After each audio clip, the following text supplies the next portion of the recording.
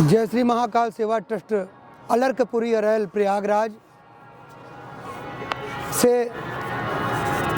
इस संस्था द्वारा माँ गंगा त्रिवेणी के घाटों की सफाई और गंगा आरती एवं गौ रक्षा का कार्यक्रम विगत दशकों से चलाया जा रहा है, जिसका मैं अध्यक्ष पवन द्विवेदी आप लोगों को यह अवगत कराना चाहता हूँ कि इस पूरे विश्व को अगर वास्तव में बचाना है तो मात्र एक उसका रास्ता है कि गंगा मैया संरक्षित हों, अविरल हों। सर्वप्रथम गंगा मैया की सफाई से ज़्यादा उनकी अविरलता ज़रूरी है। गंगा मैया अविरल होंगी तभी स्वच्छ होंगी। इसके अलावा सबसे महत्वपूर्ण है गौ रक्षा। अगर वास्तव में यह सत्य है, भागवत में, गीता में, पुराण में या रामचरितमानस में यह सत्य है कि गौ माता में 33 कोटि देवता वास करते हैं। इसका मतलब 33 कोटि में ब्रह्मा विष्णु महेश सब आते हैं। तो अगर गौ माता में 33 कोटि देवता वास करते हैं तो गौ माता की हत्या क्यों? क्या इस प्रश्न का जवाब कभी किसी ने अपने आप से पूछा? तो हम सबसे प्रार्थना कर रहे हैं कि अपने आप से प्रश्न अवश्य करिए कि गौ को काटा सबसे भारतवर्ष में क्यों ज़्यादा जा रहा है। शर्म की बात तो यह है कि मुस्लिम संस्थाओं के नाम से हिंदू ही इसकी गौ कसी का जो ये गौ काटने की जो कारखाने लगाया गया है, सबसे ज़्यादा हिंदू ही लगाए हैं। इससे बड़ा शर्म की बात और क्या हो सकती है। तो सर्वप्रथम हम सबको जगना होगा। वास्तव में हिंदुत्व को बचाना है तो हिंदुत्व को बचाने के लिए मात्र एक रास्ता है कि गंगा मैया को अविरल छोड़ा जाए और गौ हत्या बंद की जाए। इसी संदेश के साथ हम प्रयागराज में जो है गंगा आरती का कार्यक्रम, गंगा सफाई का कार्यक्रम और गौ रक्षा का कार्यक्रम चल रहा है, हम सबको आहूत करते हैं। आप इस संस्था में आइए, सर्वप्रथम आप माँ की आरती करिए, समझिए, हमसे जुड़िए। माँ गंगा का जो साफ सफाई है किस प्रकार अगर कोई करना चाहे तो कर सकता है? देखिए, गंगा की सफाई कई प्रकार से है।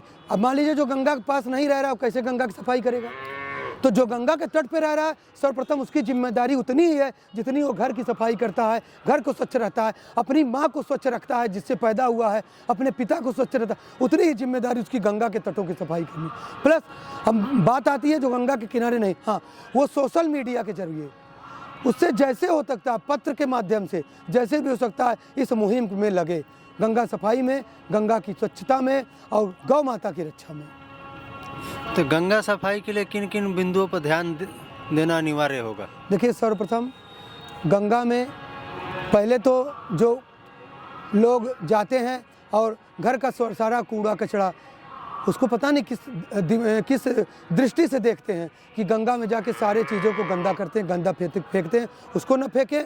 और गंगा के किनारे जो नाले जुड़ रहे हैं उन पे रोक लगाने की अपनी मुहिम को हमारे साथ जोड़ें, हमारे मुहिम को अपने साथ जोड़ें ताकि हम गंगा की सफाई को रोक सकें। जो बीच में बांध बनाए जा रहे हैं गंगा को रोकने के लिए, इसके ऊपर क्या आपका विचार है? देखिए, सबसे बड़ी तो गलत यही है, जब तक गंगा अविरल नहीं होगी गंगा की सफाई का कोई नहीं। इसलिए गंगा की अविरलता के लिए बांध को तोड़ा जाए, अविरल किया जाए गंगा मैया को। अगर अविरल गंगा ना हो तो इसका क्या प्रभाव पड़ेगा? इसका प्रभाव यह पड़ेगा कि आने वाले कुछ वर्षों में आप देखेंगे बहुत जल्द गंगा विलुप्त हो जाएंगी।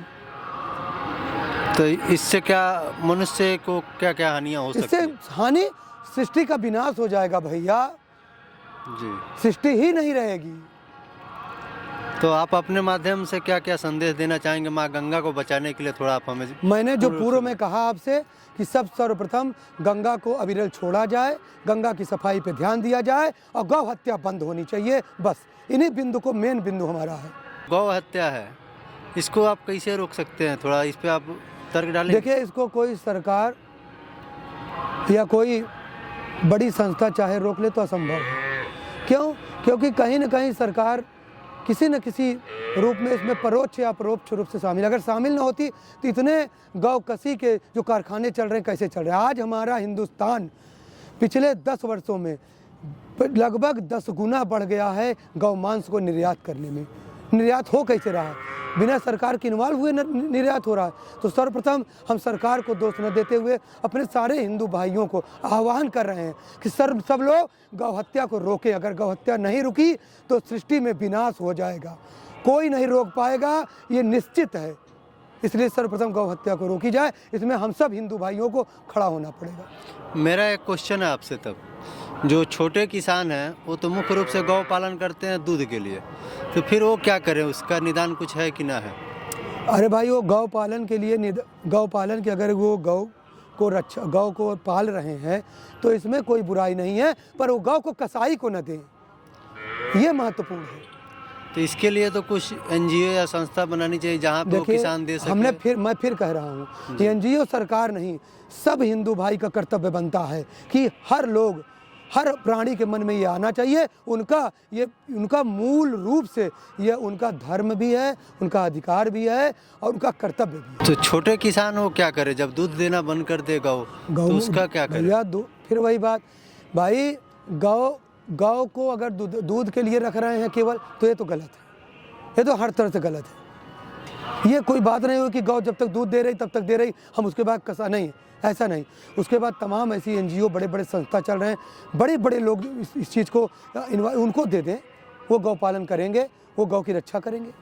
कुछ संस्थाएं तो ऐसी है जहाँ पे गौ को रख रहे हैं लेकिन वहाँ मर रही है, कुछ भी हो रहा है, उसका कोई निरीक्षण नहीं। ना कोई देखिए, ऐसा है, तमाम ऐसी संस्थाएं नहीं भी हैं, इसलिए उनको देना भाई। अगर कोई संस्था ऐसा काम पहले तो कर नहीं रही, अगर कोई ऐसा काम कर रही है तो उसको न दे जी। तो इसके लिए कोई अगर सर्टिफिकेट बना के, अगर पूरे हिंदू राष्ट्र का जो भी मतलब राष्ट्र अध्यक्ष है, इसका कोई सर्टिफिकेट बना के दे कि यहाँ से पूर्ण रूप से आप जमा कर सकते हैं, यहाँ पे गौ नहीं हत्या होगा, उसके लिए कोई सुझाव आप देना चाहेंगे? नहीं, मैं सुझाव यही दूंगा भैया, पहले तो ऐसी बात नहीं, अगर ऐसा हो रहा है तो ये आप सर्वप्रथम तो ये आप लोग स्वयं जो भी लोग हैं जो इसके प्रति गौ हत्या को रोकने के लिए जागरूक हैं, संस्थाएं चला रहे हैं, तो निश्चित ही वो लोग ऐसा काम नहीं करेंगे। और अगर ऐसा कर रहे हैं तो उसकी चर्चा परिचर्चा गांव में, देशों में ये होती है, हाँ उस गौशाला में इस तरह का कुकृत्य हो रहा है तो उसके खिलाफ मुहिम छेड़े और ऐसे जगह दे ही ना, ऐसे जगहों का सहयोग न करें। बहुत बहुत धन्यवाद गुरुदेव, आपके माध्यम से हमें बहुत अच्छी जानकारी मिली। बहुत बहुत धन्यवाद। जय श्री राम। जय हर हर महादेव।